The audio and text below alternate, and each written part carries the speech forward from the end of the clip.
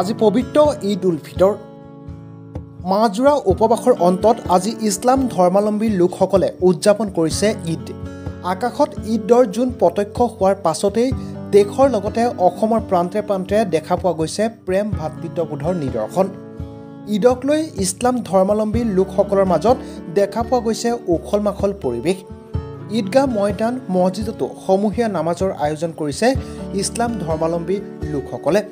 প্ৰেম ভাতৃত্ববোধৰ বাৰ্তাৰে ইজনে সিজনক জনাইছে ঈদৰ শুভেচ্ছা। এই দৃশ্য পশ্চিম যোৰহাটৰ মহবন্ধা পুৰণা জামে মছজিদৰ। ঐতিহাসিক এই পুৰণা জামে মছজিদতো গাঁওবাসীয়ে একত্ৰিত হৈ উদযাপন কৰিছে ঈদ উল ফিতৰ। ৰাজ্যবাসীলৈ আমাৰ পশ্চিম যোৰহাটৰ মহবন্ধা পুৰণা জামে মছজিদৰ ফালৰ পৰা আজি এই পবিত্ৰ দিনটোত আমি প্ৰথমতেই সকলোটিলৈকে আমি ঈদৰ শুভেচ্ছা জ্ঞাপন কৰিছোঁ। আশা কৰোঁ আপোনালোকৰ এই নিউজ 24 অসমৰ যোগেদি সকলো অসমবাসীলৈ এই বাৰ্তা নিশ্চয় যাব। আমি এটাই আশা কৰোঁ, আমাৰ যি ঈদ উল ফিতৰৰ যি নামাজ, পবিত্ৰ নামাজৰ পাছতে আমাৰ সমূহীয়া দোৱা হয়। উক্ত দোৱাত আমাৰ পেজ ইমাম চাহাবে আমাৰ দোৱা কৰিছে যে অসমত, বিশেষকৈ অসমত যি ভাগ ভাগ কৰিব পৰা কিছুমান মানুহৰ বক্তব্য, সেই ভাগ ভাগ কৰিব পৰা বক্তব্যখিনি তেখেতলোকক যেন আপোনাৰ কেতিয়াও সফল নহয়। আৰু আমাৰ যি একতাৰ বান্ধোন, আমাৰ যি সম্প্ৰীতিৰ বান্ধোন, এই সম্প্ৰীতিৰ বান্ধোন আমাৰ এই পবিত্ৰ আজি দিনটোৰ পৰাই আমাৰ এটা বাৰ্তা যাওক অসমবাসীলৈ। আমি বিশ্বত শান্তি প্ৰতিষ্ঠা কৰিবলৈ চিন্তা কৰোঁ আৰু আজি আমাৰ সেই তাৰে দোৱা হৈছে যে বিশ্বত শান্তি হওক। আমাৰ এই পবিত্ৰ ঈদৰ দ্বাৰাই আমাৰ আজি বিশ্বত আমাৰ যি ভাতৃত্ববোধ, এই ভাতৃত্ববোধৰ প্ৰকাশ হওক আৰু যিখিনি আমাৰ অপায় অমংগল এইবিলাক আঁতৰ হওক। আৰু আজিৰ দিনটোৰ দ্বাৰাই আমি এটাই কথাই সকলোৱে জানো যে এমাহ ৰোজা ধৰাৰ পাছত আজি এই পবিত্ৰ দিনটোত আমি সকলোৱেই জাতি ধৰ্ম বৰ্ণ নিৰ্বিশেষে সকলোৱে আজি আমি এই আনন্দৰ দিনটো উপভোগ কৰিবলৈ আহিছোঁ। আমি এটাই কৈছোঁ যে সমাজখনক ভাগ ভাগ কৰিব পৰা আমাক কেতিয়াও আমাৰ সেই নীতি আমাক নালাগে। সমাজখন একত্ৰিত হৈ থকাটোহে আমি বিচাৰোঁ আৰু আমি সেয়ে কাম্য।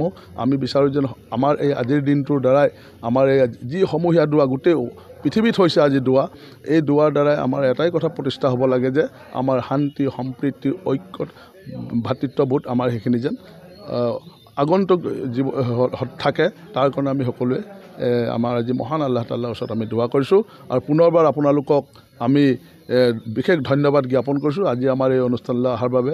আৰু আমাৰ বিশেষকৈ আৰু এটা কথা ক'ব লাগিব যে মহবন্ধা পুৰণা জামে মছজিদ পৰিচালনা সমিতিয়ে আজি এটা পদক্ষেপ ল'লে যে বয়োজ্যেষ্ঠসকলক তেওঁলোকে এটা সম্বৰ্ধনা অনুষ্ঠান ৰাখিলে, যি সঁচাই শলাগ ল'বলগীয়া। তেখেতলোকক মই মহবন্ধা গাঁওৰক্ষী বাহিনীৰ ফালৰ পৰাও মই তেখেতলোকক ধন্যবাদ জ্ঞাপন কৰিছোঁ আৰু আগন্তুক দিনতো তেখেতলোকৰ এই প্ৰচেষ্টা এনেধৰণে অব্যাহত ৰাখিব বুলি মই তেখেতলোকক আজিৰ এই দিনটোতে শুভেচ্ছা জ্ঞাপন কৰাৰ লগতে ধন্যবাদ জ্ঞাপন কৰিছোঁ। আজি মই এই মহবন্ধা পুৰণা জামে মছজিদৰ সম্পাদক, প্ৰায় 5 বছৰ কাল মই ইয়াত সম্পাদকৰ দায়িত্বত আছোঁ। যিহেতু আজি আমাৰ এমাহ ধৰি যি আমাৰ ৰমজান মাহ আমাৰ পালন কৰা হৈছিলে, সকলো আমি ৰমজান মাহ শেষত আজি আমাৰ ঈদ উল ফিতৰ তাৰ নামাজ আজি আমাৰ এই জামা মছজিদত আমি আদায় কৰিলোঁ। উলহ মালহেৰে আমি সকলোৱে আজি আনন্দিতভাৱে আজি ঈদ উল ফিতৰৰ নামাজ আদায় কৰি আজি গোটেই অসমবাসীৰ কাৰণে আমাৰ আজি এই মছজিদত দোৱা হৈছে যাতে সকলোৰ শান্তি সম্প্ৰীতি যাতে থাকক সকলোৰ মাজত। আৰু সকলো অসমবাসীলৈ আমি ঈদ উল ফিতৰৰ শুভেচ্ছা জ্ঞাপন কৰিছোঁ। লগতে আমি শান্তি কামনা কৰোঁ যাতে গোটেই অসমখনত আমাৰ শান্তিময় হৈ থাকক।